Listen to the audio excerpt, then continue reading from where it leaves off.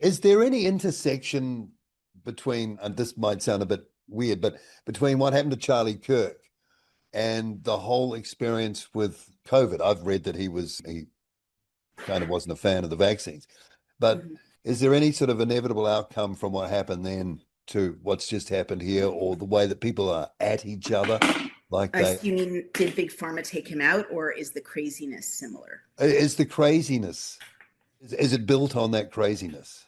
Yeah, I definitely see that. I mean, and it's partly brain damage, right? I definitely see that the vaccine crossed the blood-brain barrier. There's been a lot of good work done showing that it basically causes brain damage. People have a hard time engaging in nuanced thinking. They can't moderate their impulses.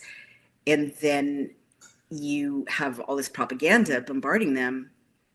The Indoctrinated Brain is a really good book about this. I'm sure you've read it, by Mm-hmm. Dr. Michael Nels.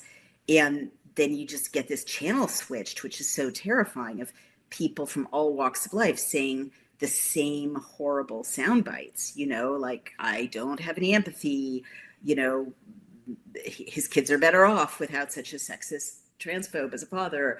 Like, it's pathological, but I'm afraid that now we've created, partly physically and partly through propaganda, people who are so malleable intellectually that you can just switch the channel. Ukraine, okay.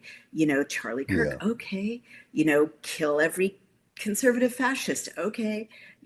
It's very disturbing. And that's why, in the middle of all of this division and misery, I do try to keep saying, calm down, everybody.